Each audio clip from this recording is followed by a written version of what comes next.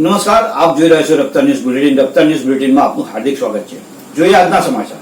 આમ આદમી પાર્ટીના ડેડિયાપાડાના ધારાસભ્ય ચૈતર વસાવાએ જીતગઢથી જૂના રાજનના રોડનું કામ શરૂ કરવા બાબતે પદયાત્રાઓ યોજી.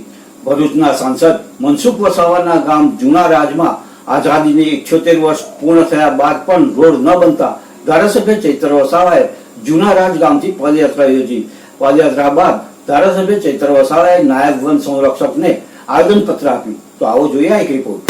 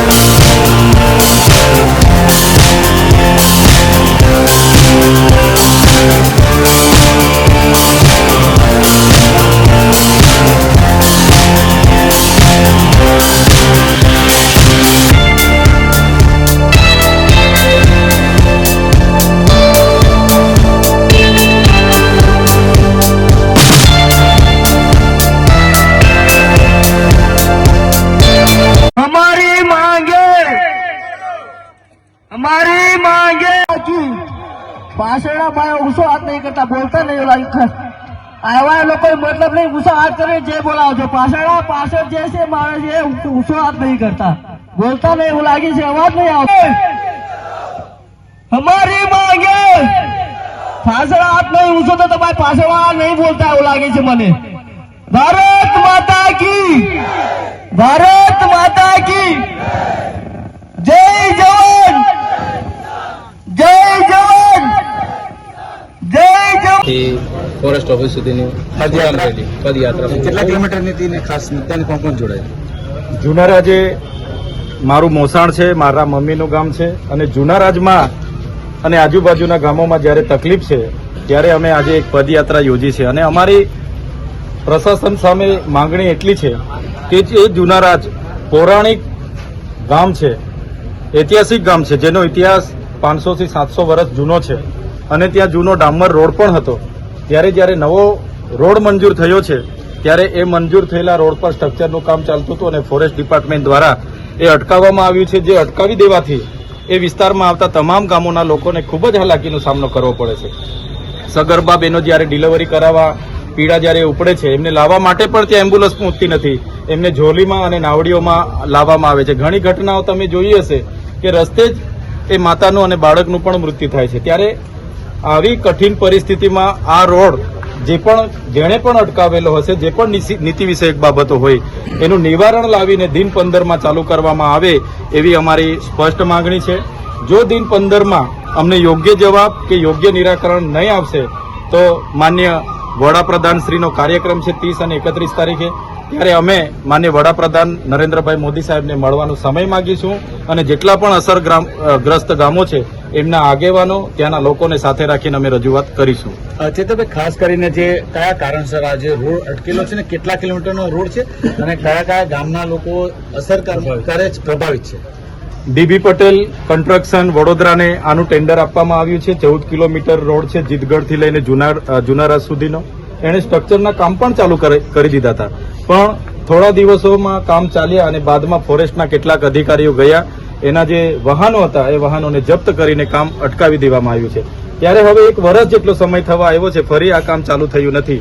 ત્યારે અહીંયા સવાલ એ થાય છે કેવડિયાના સ્ટેચ્યુ ઓફ યુનિટીમાં જે પ્રોજેક્ટો આવે છે, હમણાં જે સાપુતારા સ્ટેચ્યુ ઓફ યુનિટીનો જે ગ્રીન કોરિડોર બને છે એમાં નવું જંગલ કપાવવાનું છે, નવા રોડો નીકળવાના છે, તો રાતોરાત કામો થઈ જાય છે, પણ જ્યારે આ વર્ષો જૂનો રોડ છે એના માટે અમને પરવાનગી નથી, ફોરેસ્ટવાળા કે છે જંગલ ખાતાની પરવાનગી લઈ લો, તો એક બાજુ તમે રાતોરાત મંજૂરીઓ આપી દો છો ને જે મૂળભૂત સુવિધાનો પ્રશ્ન છે ત્યાં તમે કામ અટકાવો છો, જે દુઃખદ ઘટના છે।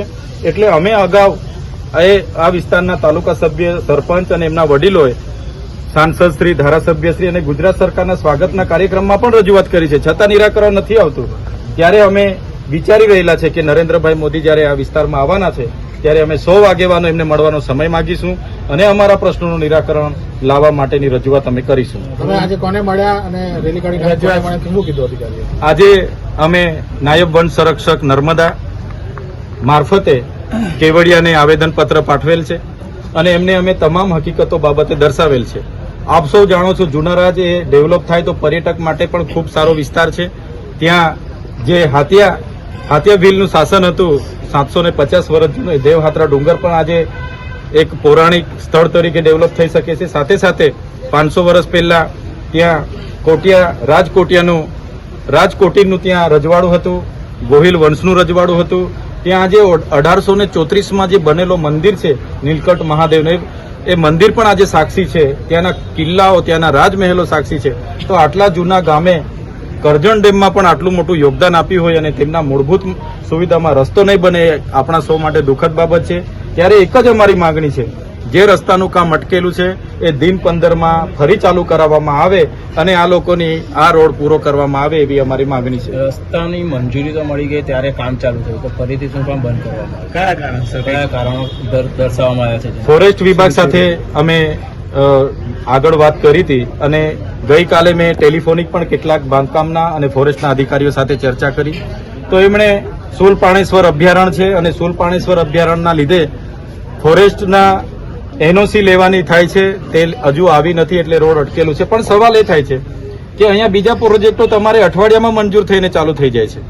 તો આ એક વર્ષથી બંધ છે. તો જે પણ નીતિ વિષયક બાબતો હોય વહીવટી તંત્રએ એકબીજા સાથે સંકલન કરીને એનું નિરાકરણ લાવવું જોઈએ. અમારી તો માંગ એટલી છે કે રોડ અમારો બની જવો જોઈએ. જે ડામર સપાટી હતી જ, જૂનો રોડ હતો જ, એને જ નવો રોડ બનાવવાનો છે. કે નવું જંગલ કાપવાનું નથી કે નવો ચીલો પાડવાનો નથી. તો એ રોડ બનાવવા દેવામાં આવે એવી અમે ફોરેસ્ટના ડીસીએફ શ્રીને રજૂઆત કરી છે. વગર એનઓસી નાળા બનાવી દીધા હતા. હવે તમે જોયું હશે, આપણે પણ નીતિ વિષયક બાબતોમાં માનીએ છીએ કે એની જે પણ પ્રોસેસ હોય તે પ્રોસેસ પૂરી થવી જોઈએ ને ઘણો સમય એમાં મળ્યો છે. એવું નથી કે કાલે મંજૂર થઈને આજે સ્ટ્રક્ચર ચાલુ થઈ ગયું. ઘણો સમય હતો ત્યારે વહીવટી તંત્ર અને જંગલ ખાતાના સંકલનના અભાવે આ પ્રશ્ન ઉપસ્થિત થયો છે. સાથે સાથે સ્થાનિક નેતાઓએ પણ આમાં ગંભીરતા રાખવી પડશે, તો જ આનું નિરાકરણ આવશે. અમારા વિસ્તારોમાં પણ ઘણા પ્રશ્નો આ રીતના ઉપસ્થિત થાય જ છે. અમે બધા સાથે સંકલન કરીને કરાવીએ છીએ ને થાય છે. આજે સ્ટેચ્યુ ઓફ યુનિટી એ નર્મદા જિલ્લાનું જ છે, ત્યાં બધા જ પ્રોજેક્ટો થયા છે. તો આ રોડ પણ થવો જોઈએ એવી અમારી માંગણી છે. સાંસદે ખુદે જ ખાતમુહૂર્ત કર્યું તો પણ બંધ થઈ ગયું છે.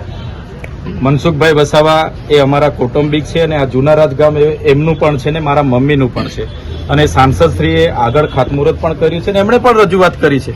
એમની પોતાની સરકાર છે, છતાં એ લોકો એમને પણ ગણકારતા નથી. વહીવટી તંત્ર એમને પણ ગાંઠતું નથી એવું આમાં સાબિત થાય છે. પણ અમે આમાં કાચું કાપવાના નથી. દિન 15માં જો વહીવટી તંત્ર અમને યોગ્ય જવાબ નહીં આપશે તો અમે નરેન્દ્રભાઈ મોદી સાહેબ અહીંયા આવવાના છે, એમનો સમય લઈશું અને જેટલા પણ ગામો અસરગ્રસ્ત છે અમે બિન રાજકીય રીતે બધા જ પક્ષના લોકો ભેગા મળીને એમને મળવા જઈશું. મામાના ગામમાં રસ્તો નથી બનતો, તેને કારણે ભાણિયાએ વિરોધ ઉઠાવવો પડ્યો. બિલકુલ, મારું મોસાણનું ગામ છે. મારે ક્યારેક મારા દાદા, મારા કાકા, કોઈની પણ તબિયત ખરાબ થાય એમને લાવવા માટે પણ તકલીફ પડતી હોય છે. વચ્ચે મારા કૌટુંબિક લોકોને મળવા માટે હું ગયો અને ગાડી માંડ મેં ત્યાં પહોંચાડી. તે જ દિવસે મેં નક્કી કર્યું કે આપણે એક દિવસ તમે નક્કી કરો અને આપણે વહીવટી તંત્રને જે જાગતું નથી, મૂળભૂત સુવિધા આપવા માટે જેમને રસ નથી એવા લોકોને મળીએ અને આપણે આ કામ કરાવીએ. અને અમે 15 દિવસ એમને આપ્યા છે.